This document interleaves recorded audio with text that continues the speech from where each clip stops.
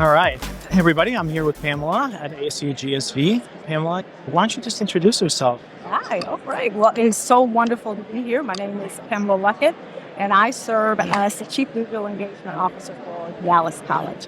Dallas College is a very complex system. We have 7 campuses. We serve over 135,000 students, both credit and non-credit, various different disciplines.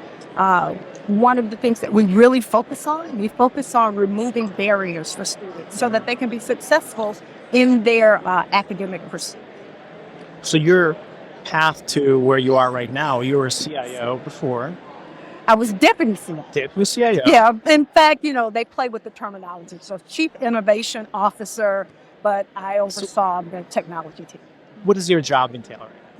Right now, it's really about serving as a thought partner with all of the varying divisions that we have at the institution, listening to what their needs are. And then what I do is I go out and I look for digital solutions, those actual tools that can help them to be able to actually execute on whatever that plan is. So I'm looking for emerging technologies really to keep Dallas College up front, keep us with the competitive advantage, continue to make sure that we are providing our students with the skills that they're going to need to be able to join the workforce. Because what we're really about is transforming their lives. And when you come here at the AIR Show, it's the first time that they're putting together the AIR Show. What do you think? I'm blown away. I think I have been texting back and forth to my team and saying, oh my goodness, you guys must come here next year. Because there are so many different topics that I think is beneficial for the higher education space to be able to see exactly, not replicating, having to recreate, but looking to see what has actually been done and seeing exactly how can it fit in our digital ecosystem to better serve our students or to improve our operational efficiency. What do you think the gaps are right now the most? Like, what are you focusing the most on right now, especially on the AI side? On the AI side, what we're really focusing on is really looking at programs so that students can really be involved in taking programs on the credit side and the non-credit side. So putting those programs together, but also making sure that there are services that will improve whatever barrier that is out there. So what we have really been looking at is looking to see or help students identify their pathways. Mm-hmm. So, say for example, they don't know what they want to do. Right. But if there was a tool that could be able to get a couple questions, be able to interact with them, and then be able to provide them with varying different options of here are some things that make interest. One of the things that we did, we had a career exploration piece with a virtual reality. Yeah. So normally what we would find if we told a student, hey, they have some positions open for a semiconductor handbag specialist. Guess what? Students like, I don't know what that is. Yeah, exactly. I can't do that. And so what we did is we took the virtual reality lens and we said, hey, this is the life in the day of this particular job. And what they do is they come back and say, oh, I can do that. So the gap is sometimes it's the actual naming convention of either pathways or jobs that really are turning students down and say, okay, no, I can't do that. When they need to actually see what it is, especially when you're in marginalized communities where guess what? They haven't seen it, they haven't visualized it. So I don't know what that is. So I think that it is the responsibility of the community college to be able to provide that awareness for students so that they will have an equal opportunity to be able to access those. Yeah. So that brings up a really good point. When you think about marginalized students or populations and community colleges being kind of that first step towards that career path, looking at AI right now, a lot of folks are saying we're going to lose our jobs. So we're in this transition period. There's not a lot of people who understand what the impact is going to be. There is a lot of news out there. Like, when you look at it from your perspective and at Dallas, like, how are you thinking about that? Like, how are you thinking about preparing those students? How are you thinking about positioning AI as a job replacement? Well, I can tell you what we did at the institution. We really started back in August. I'm going to say in August we had this big convention where we bring all of the employees together. And a lot of our sessions was really about getting the employees, the faculty, getting everybody acclimated to understand what AI is. How can it assist?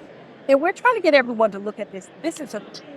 It does not necessarily replace the expertise that's actually needed. So you have to be able to talk about critically analyzing the actual results that you're really getting. So you still need that place now. Will artificial intelligence or the emergence of other emerging technologies, can positions change? Can they automate them? Yes, that just means that we have to learn new skills. Yes. We learn new skills to prepare us for tomorrow's world. And we have to make sure that from an educational entity that we're embracing that, because that's what we are supposed to do. We're supposed to provide that awareness, be able to talk about the critical utilization of whatever that particular tool is. But I think that everyone is panicking a little bit about AI because, oh my God, it's going to take my job. Yeah. Well, that just means that you need to pick up some additional skills. I can tell you that if you do nothing, then there will be a problem. But I think that we have to be proponents of lifelong learning to be able to make sure that we are keeping up with the evolving ecosystem of the world and how things are changing. And so it starts with the staff first, and then making sure that you're comfortable, you understand the pros and cons, because that's what the student is going to be using it regardless. Yeah. And so I often tell people, like they take ChatGPT, for example. I said, by the time you get acclimated to ChatGPT, the student has moved on to another tool. Exactly. And so I think, being a faculty member for over 22 years, what I really like to do is I like to integrate it within the curriculum. I really like to say, hey, here's a tool you can utilize. Here's how it's going to help you, because it lets the student know that, hey, I'm using it too. Right. I'm in it too. Right. And so you just have to change, your assignments. You have to make sure that you're really integrating a lot more critical thinking and more analysis. It just can be this cookie cutter approach. That's right. Incorporating into the curriculum for sure. And one of the things that we're seeing here at ASU, I look around and there's just so many teaching and learning tools in AI that are bringing AI to the classroom, teaching and learning. So faculty members, we have a uphill climb to go a little bit for sure. But I'm optimistic. You're optimistic, I of course. am optimistic that it's almost going to be like the internet. So I'm dating myself This now. is your challenge. So when the internet came, how people was like, oh, no, it's going to do this, it's going to do that. So eventually, everybody got aboard. You saw the advantages.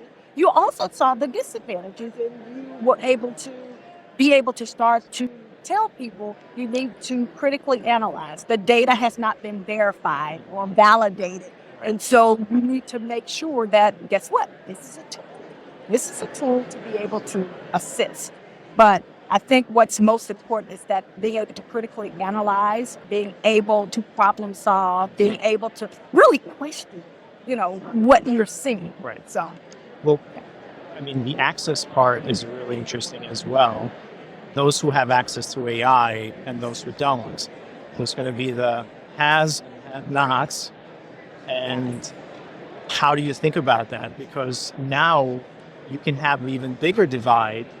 Like when the internet came about, rural areas, those who couldn't afford or were not positioned, they fell behind, and we saw the impacts on those communities. How do we think about that in the AI world? I still think that has to be something that is at the forefront of everyone's mind, is that particular digital divide. So how do we make sure that everyone has access? Because that's what it's all about, making sure that people have equal access to be able to know about these particular tools and these particular services so that they can integrate it in. Because what you're finding is when they don't have access, they don't know, they're left behind. Now, what we want to do is we want to produce people who are joining, being productive citizens, to be able to really come in and to move your community, move your particular area to the next level. And it's all about problems. If we're not thinking about that equal access, how do we make sure that all students really know about it? And one of the things from a community college perspective is that not only the students, but we're responsible for really educating the community. Right. Because we got to educate the community on these particular tools and what things to watch out for, and the pros and the cons. And so I think that it's our responsibility to do that part of providing that education so that everyone is aware. Hopefully, and we can continue to dismantle that fear, because a lot of this is really about fear. Yes, I think you hit the nail on the head. It's all about fear. What we don't understand, we fear. We need to understand it better. Mm-hmm. AI literacy, it's really at the forefront, should be at the forefront of a lot of institutions right now. I'm really glad that you're actually, thinking about this and doing some work around this.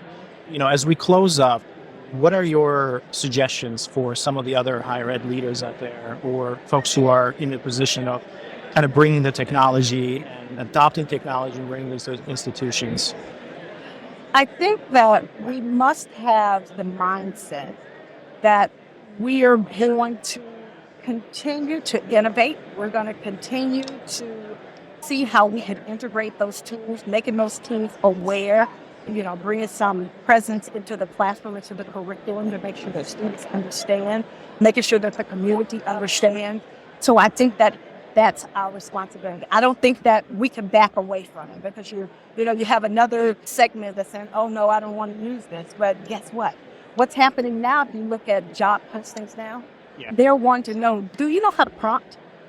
And if you don't know how to prompt, you have now placed that particular student at a disadvantage, because they are not going to look at that person when you have someone who has had it integrated. And so we have to continue to make sure that we have entities within our organization who's actually going out and researching that, to bring that back to the institution, to see how are these particular tools going to fit within our digital ecosystem. But also, because we still don't know a lot, we're still moving cautiously, because you got to think about the security piece and all of those things. But you are moving cautiously, but you're not backing away. We can continue this conversation forever. One thing that's really important to us is we see it from building products, or actually working on the bleeding edge of AI. And even to us, like every single day, new things are coming up, or new models, or new research is coming out. So it's really, really hard to put policies in place. And a lot of institutions are approaching it from a governance perspective rather than a teaching and openness and learning. So I'm really, really glad that you're really thinking about inclusivity and bringing it into the classroom rather than kind of trying to control and govern it. Well, this has been great. I appreciate your time today. Thank you. It has been a pleasure, and I do recommend that if you have not come to the AIR Show, please come. I think your minds will be blown away to be able to learn from all of the expertise that's in it. Appreciate it. Thank you. Well, this is great. Generation AI is part of the Enrollify podcast network. If you like this podcast, chances are you're going to like other Enrollify shows too. Our podcast network is growing weekly, and we've got a wide range of marketing, enrollment, and higher ed technology shows that are jam-packed with stories, ideas, and frameworks, all designed to empower you to be a better higher ed professional. Our shows help higher ed leaders and professionals like you find their next big idea. They feature a selection of the industry's best as your hosts, like Jamie Hunt, Seth Odell, Jenny Lee Fowler, Brian Gross, and many of your favorite leaders in higher ed. Enrollify is made possible by Element 451, the next generation AI student engagement platform that's helping institutions all over the country create meaningful, personalized, and engaging connections with their prospects and students. Learn more at element451.com.